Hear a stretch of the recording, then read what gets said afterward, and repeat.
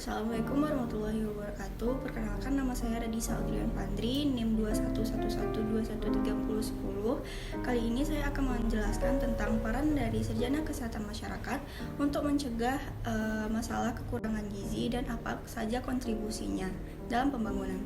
Sebelum itu, kita harus tahu apa itu kesehatan masyarakat. Kesehatan masyarakat didefinisikan sebagai ilmu dan seni mencegah penyakit, memperpanjang hidup, meningkatkan kualitas hidup, dengan melakukan upaya-upaya terorganisasi dan memberi pilihan informasi kepada masyarakat, organisasi, publik dan swasta, komunitas, dan individu. Nah, kesehatan masyarakat ini berfokus pada 3 bidang, yaitu yang pertama protection, yaitu melindungi masyarakat dengan mengontrol penyakit menular, mengelola keadaan darurat kesehatan, mengatur bahaya lingkungan, dan menjamin tempat kerja yang aman dan sehat. Kemudian ada promotion, yaitu meningkatkan kesehatan masyarakat secara luas, tidak hanya individu, seperti mempromosikan perilaku sehat. Kemudian ada prevention, yaitu mencegah masalah kesehatan sebelum hal itu terjadi, seperti yang kita rasakan saat ini, kita menjalani vaksinisasi. Nah, kemudian kita akan masuk kepada masalah kekurangan gizi.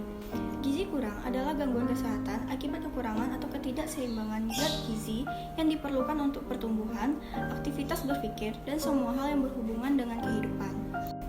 Nah, gizi kurang ini banyak dialami oleh anak usia kurang dari 5 tahun.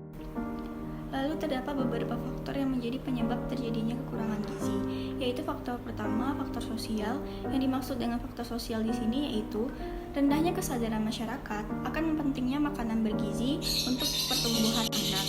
Nah, sehingga banyak balita yang diberi makan sekedarnya atau asal kenyang padahal miskin gizi. Faktor kedua yaitu kemiskinan.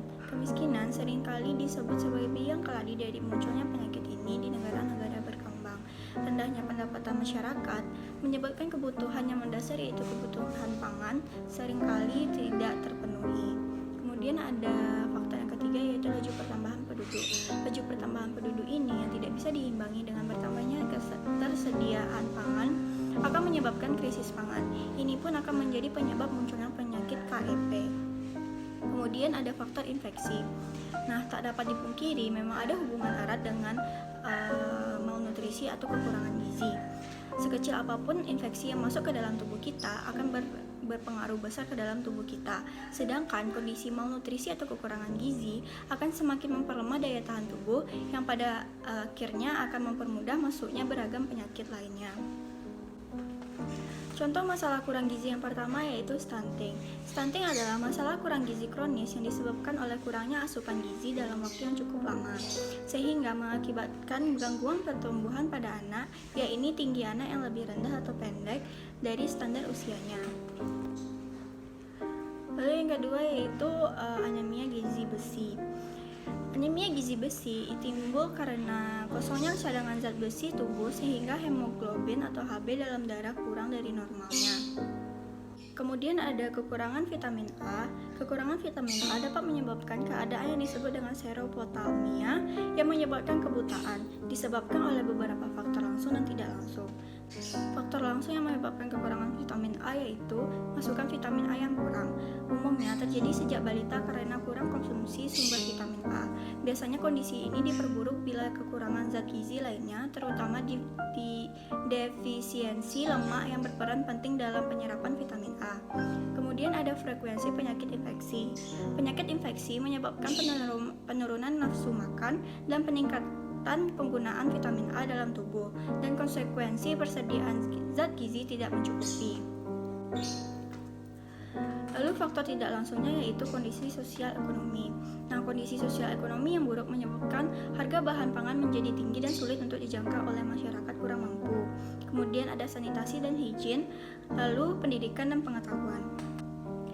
Contoh masalah yang keempat yaitu gangguan akibat kekurangan yodium atau GAKI. Kekurangan asupan yodium menyebabkan penurunan produksi hormon tiroid di dalam tubuh hingga menyebabkan penyakit hipotiroid dan penyakit gondok. Kekurangan yodium paling sering terjadi pada anak-anak dan ibu menyusui. Lalu ada masalah kurang energi protein atau KEP. disebabkan oleh masukan energi dan protein yang sangat kurang dalam makanan sehari-hari dengan jangka waktu yang cukup lama, disebabkan oleh beberapa faktor, yaitu yang pertama kemiskinan, kurangnya pengetahuan masyarakat tentang makanan atau MPASI, dan pemberian makanan sesudah bayi disamping. Lalu, pengetahuan mengenai pemeliharaan lingkungan yang sehat.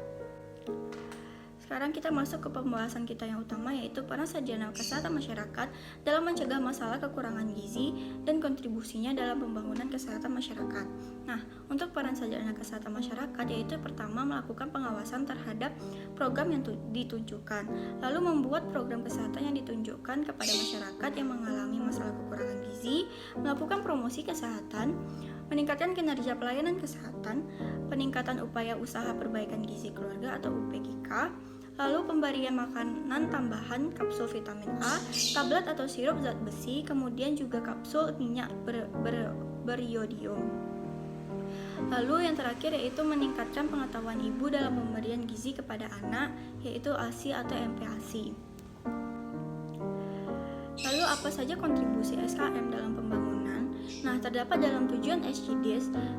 SDGs ini adalah sebuah kesepakatan pembangunan baru pengganti MGDs. Masa berlakunya yaitu dari 2015 hingga 2030 yang disepakati oleh lebih dari 190 negara, berisikan 17 goals dan 169 sasaran pembangunan. Nah, kontribusi dalam pembangunan ini terdapat dalam tujuan SDGs yang kedua, yaitu tanpa kelaparan. Artinya menghilangkan kelaparan, mencapai ketahanan pangan dan gizi yang baik, serta meningkatkan pertanian berkelanjutan. Lalu pada tujuan ketiga yaitu kesehatan yang baik dan kesejahteraan, artinya menjamin kehidupan yang sehat, meningkatkan kesejahteraan seluruh penduduk di semua usia.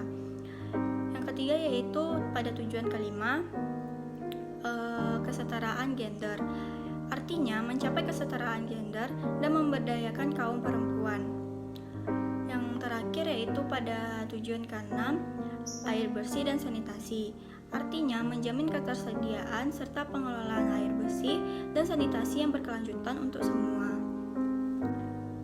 Baiklah, itulah penyampaian materi tentang peran SKM dalam mencegah kekurangan gizi dan kontribusinya dalam pembangunan. Terlebih dan terkurang saya mohon maaf. Assalamualaikum warahmatullahi wabarakatuh.